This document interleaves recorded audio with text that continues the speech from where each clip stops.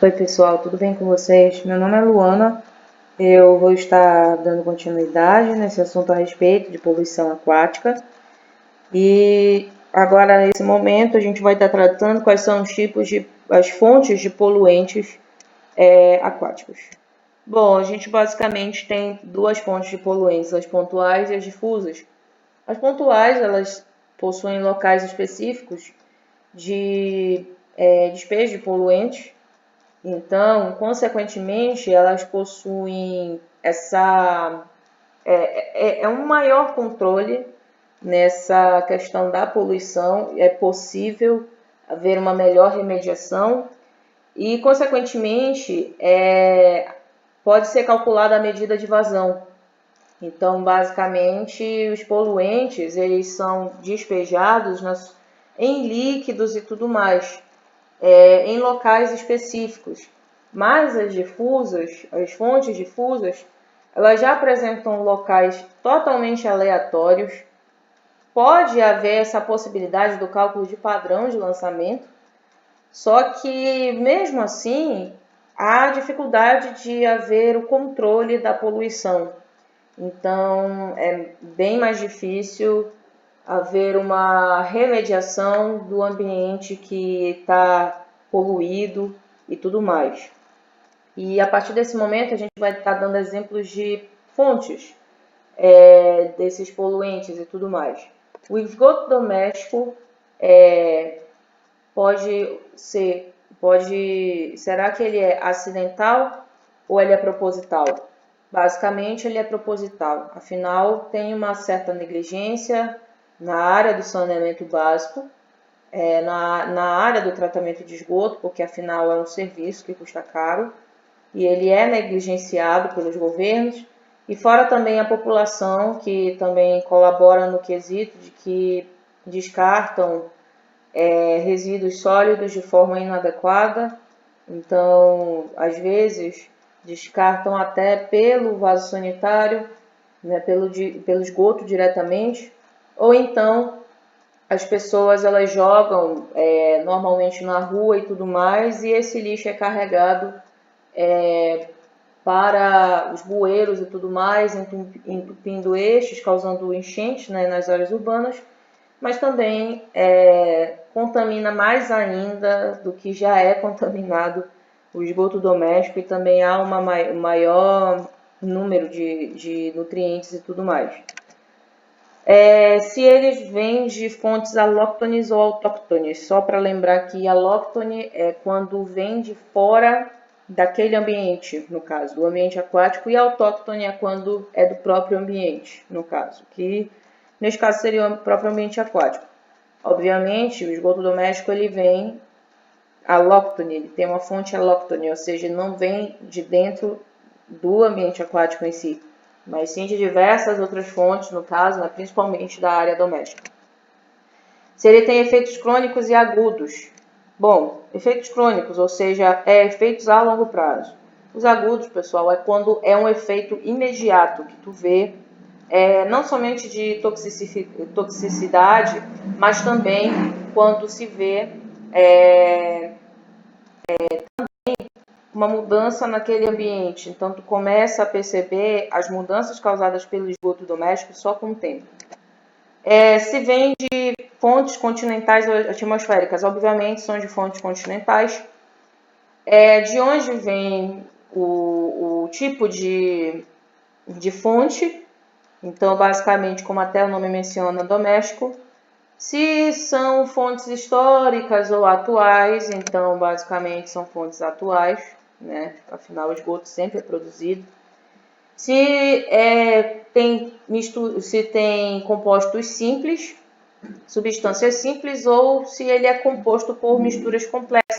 Então, o esgoto doméstico ele é composto por misturas complexas. E se eles são legais ou ilegais, então basicamente eles são eles dois, porque afinal nós temos a legislação quanto à questão dos parâmetros do limite para consumo humano, uso humano e tudo mais. E ao mesmo tempo também é ilegal também por conta de que, né, quando não há, tem alguns locais que precisam sim de tratamento do esgoto, mas isso é completamente negligenciado, sendo isso uma fonte de poluição totalmente legal. E se são pontuais ou dispersas, então até como no slide anterior a gente viu que são fontes pontuais. Basicamente, nós vemos que o esgoto doméstico ele é composto por matéria orgânica, micro-organismos, nutrientes, óleos e graxas e detergentes. E de onde vem, assim, quais são as principais atividades do esgoto que geram o esgoto doméstico? Então, quando temos a higiene pessoal, quando temos o cozimento de alimentos e tudo mais, o banheiro e a lavagem de roupas. Então, é algo que a gente sempre vai produzir. Isso não vai acabar e tudo mais, então, porque afinal a gente necessita de água para fazer as nossas atividades e tudo mais, mas sempre deve haver um consumo consciente da água e ter também essa noção de que realmente a gente causa algum tipo de impacto. E também a gente poderia diminuir este impacto.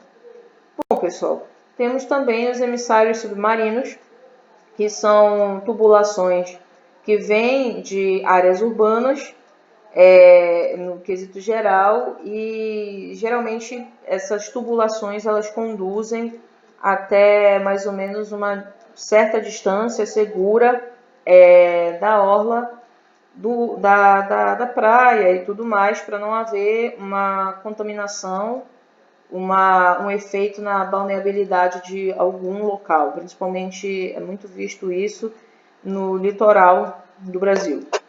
Então, os emissários submarinos, eles são acidentais ou propositais? Obviamente são propositais, afinal é como se fosse um despejo de esgoto normalmente, só que não assim realmente na costa, não somente na beira do ambiente aquático, mas sim ele vai adentrando no ambiente aquático até ele ser despejado numa distância relativamente boa da costa. Se são alóctones ou autóctones, então obviamente eles são alóctones. Se possuem efeitos crônicos ou agudos, então são efeitos a longo prazo, ou seja, crônicos. Se são continentais ou atmosféricas suas fontes, então continentais. Quais são os locais principais que vêm os emissários submarinos? Então, tanto doméstico quanto comércio, né, que a área urbana é composta, vêm os emissários submarinos. Se são fontes históricas ou atuais, então são fontes atuais, né, porque afinal o esgoto é produzido da mesma forma, não para de ser produzido e tudo mais. Se são compostos por substâncias simples ou de misturas complexas, então misturas complexas. Se são legais ou ilegais, sim, eles são legais. E se são fontes pontuais ou dispersas, então, se eles estão fixos em um determinado local, então eles são pontuais. Bom, gente, o emissário submarino é basicamente uma tubulação que leva o esgoto doméstico ou industrial para o mar. Então, eu coloquei essa imagem que basicamente nos mostra o funcionamento e o emissário submarino. Então, particularmente, há um interceptor dos esgotos de toda a área urbana, tanto das residências e dos estabelecimentos comerciais, e vai seguindo pelas tubulações subterrâneas até a estação elevatória, que é a estação do pré-condicionamento desse esgoto. Então, a gente vê que esse esgoto passa por um gradeamento que retém os sólidos maiores, ou seja, o emissário submarino, ele sempre vai emitir partículas. Nunca vai emitir o lixo em si, tipo um lixo muito grande e tudo mais, né? Um macro lixo, no caso. Temos também a chaminé de equilíbrio, que aí basicamente depois que é bombeado para a chaminé de equilíbrio, próximo ao posto de salva-vidas 3, com 11 metros de altura, ela serve para impedir a entrada de ar na tubulação e da pressão ao esgoto. Então, vemos que ela basicamente vai conduzindo para poder esse esgoto, ele de uma certa forma, não ficar preso no meio do caminho e tudo mais. E aí depois, por fim, a gente vê o esgoto sendo liberado em alto mar. Então ele segue pela tubulação do emissário submarino, basicamente a 12 metros de profundidade, e numa distância de 1.500 metros da orla da praia. E aí, com isso, temos o emissário e os difusores dele. Basicamente, o que a gente está vendo aqui na imagem são difusores de um determinado emissário submarino. Então, é um problema silencioso, de uma certa forma, porém que a gente está vendo que tem um impacto bastante grande. Se eu não me engano, no Brasil tem 13 emissários submarinos espalhados pela costa. Então, é um problema de efeito crônico, mas é bem grave. Temos também os depósitos de lixo. Então, depósitos de lixo são acidentais ou propositais? Propositais, porque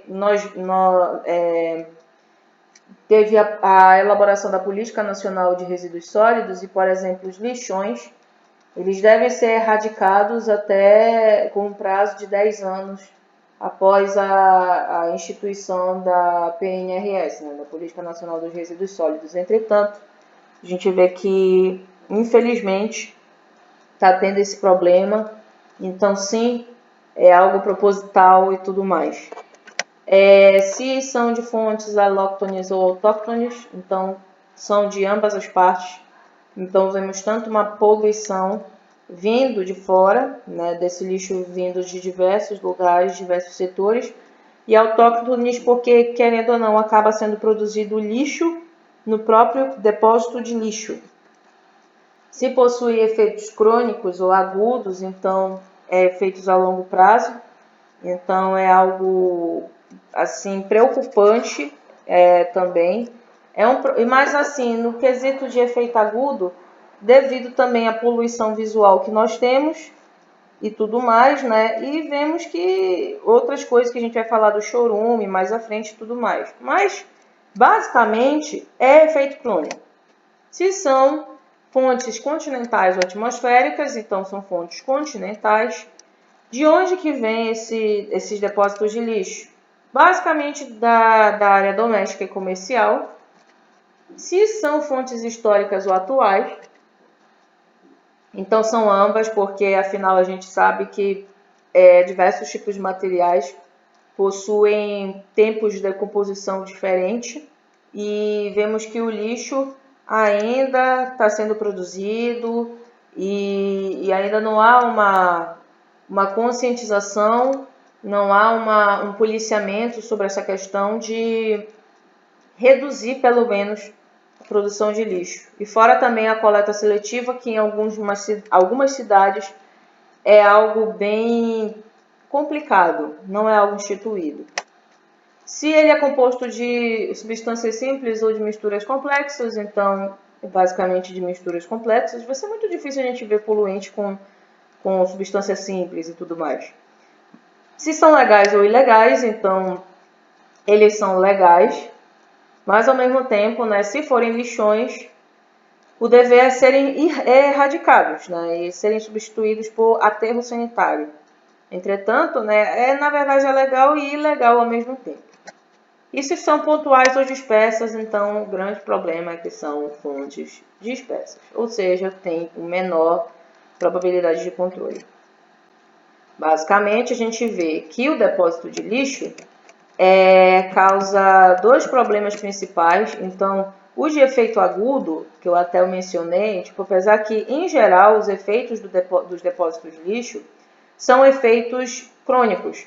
Só que a gente vê um problema que é o do chorume, que o lixo automaticamente ele produz esse líquido e a gente vê que 1 litro do chorume polui como 100 litros de esgoto. Então a gente deve entender que o chorume ele é o líquido resultante do apodrecimento dos materiais orgânicos.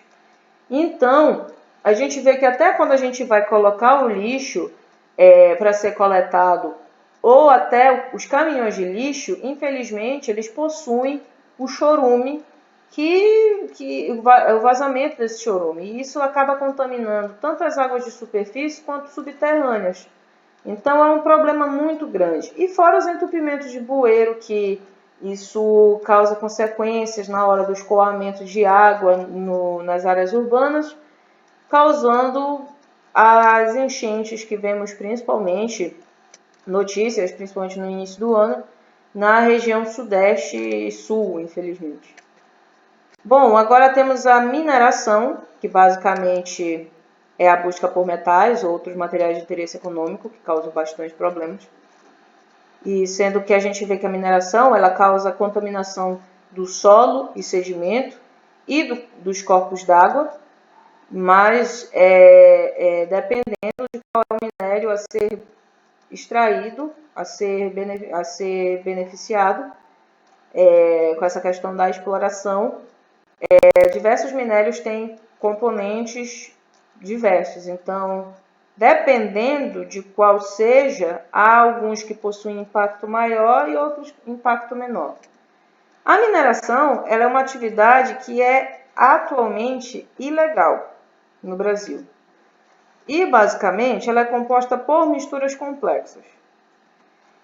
E o que eu achei interessante, que eu resolvi trazer, foi a questão das barragens, que nós temos muitas aqui no Brasil, e fora também dos acidentes que infelizmente nós tivemos. Então, basicamente, a gente vê aqui que as formas de aumentar a barragem, então, quando uma barragem da mineração enche, mais andares são acrescentados.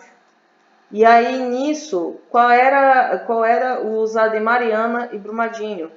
Então, esse material ele é colocado por cima dos rejeitos, e sendo que é uma técnica mais barata. Então, a gente vê que sempre querem se beneficiar com a técnica mais barata, porém, a gente vê que causa um impacto muito grande na população, consequentemente. A jusante seria que o material ele é colocado por fora da barragem, então ele é mais seguro, porém ele é mais caro e ele ocupa mais espaço.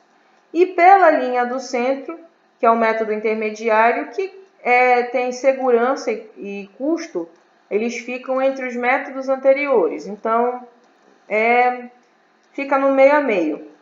Mas o mais seguro seria colocar a jusante, apesar que não tem tanto esforço. E fora que a lama que foi despejada, que foi noticiada, não é na verdade a lama, é lixo tóxico, porque quando a gente pensa na lama, não é água.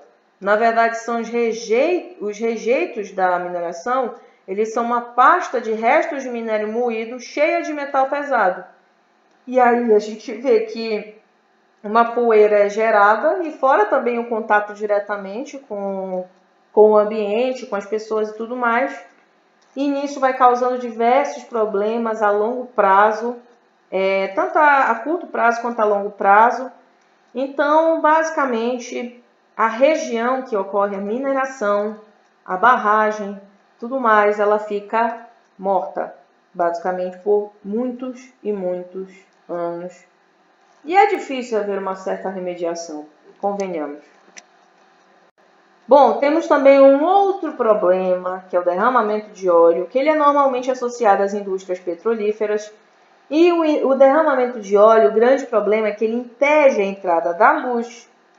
Então, isso afeta a troca de gases, afeta a fotossíntese e isso é altamente tóxico para a biota. Então, o derramamento de óleo, ele é proposital. Gente, assim, já é bastante conhecida essa importância do petróleo, já se sabe quais são os métodos, já se sabe muita coisa, mas o problema é que a gente vê a opção mais barata sendo escolhida, e infelizmente isso causa consequências muito graves. E se são de efeitos crônicos ou agudos, a gente na verdade vê que são efeitos agudos, porque automaticamente quando ocorre um despejo do petróleo, a biota é altamente afetada, altamente modificada, os organismos automaticamente morrem. É algo muito grave que ocorre e tudo mais. E eu resolvi trazer um GIF que foi a evolução da contaminação das praias do Nordeste num acidente que ocorreu de derramamento de petróleo em setembro, meados de setembro, que iniciou. Então, a gente começa a ver a evolução da aparição dessas manchas de petróleo nas praias do Nordeste, e isso afetou a questão do turismo e tudo mais, e por muito tempo ficou por um mistério de onde haviam vindo essas manchas de petróleo e tudo mais, né? Então foi um acidente bem triste que aconteceu isso ano passado e tudo mais, e infelizmente a gente vê que mais uma vez foi negligenciado de alguma forma. Bom, também temos os praguicidas, e os praguicidas eles infiltram pelo solo até os lençóis freáticos, os rios, lagos e oceanos. Lembrem-se que até falei sobre a questão do ciclo do nitrogênio e do fósforo, que os nutrientes, esses nutrientes eles vêm principalmente do setor agrícola, e tudo mais, eles são escoados ou são infiltrados pelo solo. Então, vemos que as fontes dos praguicidas são basicamente agrícolas. Então, a gente vê essa consequente contaminação dos praguicidas, dos fertilizantes e tudo mais. E um problema muito grande que ocorre aqui no Brasil é que, pelo fato de que os praguicidas e agrotóxicos eles infiltram pelo solo e eles escoam e tudo mais, e fora também a questão do grande uso de agrotóxicos aqui no Brasil para alimentação, para conservação dos alimentos, então, na verdade, a gente basicamente está consumindo veneno, só que a longo prazo que a gente vai ter esses efeitos, infelizmente. Então, os agrotóxicos, como até a gente está vendo aqui, em segundo lugar a causa de contaminação das águas. Perdão. Vemos aqui os fertilizantes, que basicamente é quando se usa nutrientes como nitrogênio e fósforo para ajudar no crescimento. E ele favorece também o crescimento dos micro-organismos, que são as algas e bactérias. São fontes dispersas, os fertilizantes, então não é tão fácil de controlar. E um problema que eu já mencionei várias vezes aqui foi a eutrofização. Então, basicamente, aumenta o número de nutrientes, né? A concentração, o excesso de nutrientes, tanto proveniente do esgoto, que não é tratado, quanto também dos fertilizantes artificiais e tudo mais. E aí, com isso, ocorre a multiplicação dessas algas, havendo o consumo do oxigênio dissolvido e também diminuindo a fotossíntese. E fora também os gases estufas, que são infelizmente gerados.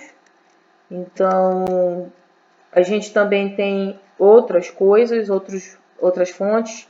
Na navegação nós temos biocidas, são algumas tintas que são utilizadas em embarcações e tudo mais, que são basicamente compostas por metais pesados, o tributilestânio, o dicoite. Então são biocidas, mas que consequentemente eles afetam a biota aquática, e principalmente porque os navios eles trafegam, navios, barcos e tudo mais, eles trafegam por diversos ambientes aquáticos e isso dispersa, infelizmente, esses poluentes. Então, as fontes dessa contaminação são aquáticas, são os efeitos agudos, automaticamente agudos, porque a gente também vê a biota sendo modificada, tanto que há o caso de um molusco que ele infelizmente começa a ter problemas na reprodução por conta que as fêmeas começam a desenvolver um pênis, isso sendo causado principalmente pela substância tributilestânio.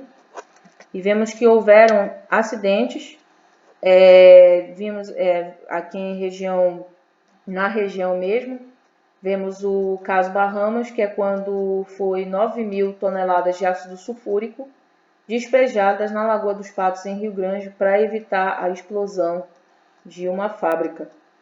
E isso foi um problema muito grande durante muitos anos. E vemos também a Odisseia dos Patinhos, que foi quando 28.000 patinhos de borracha eles foram lançados no Pacífico em 1992. E a gente vê que aí com isso a gente descobriu que a Odisseia dos Patinhos ela fez com que a gente observasse mais a questão dos giros oceânicos e da circulação oceânica. E a gente percebe que o lixo, ele viaja, os contaminantes eles podem viajar por muitos lugares. Não somente resíduos sólidos, pessoal, mas poluentes no quesito geral. Eles podem viajar para muitos lugares. Então é muito perigoso essa questão desses contaminantes. Então, pessoal, basicamente é isso que eu queria trazer para vocês, desses exemplos de fontes. Eu sei que foi uma aula bem extensa, mas eu espero que tenha ficado claro muitas coisas. E é isso, pessoal. Então, até a próxima e obrigada pela atenção. Tchau, tchau.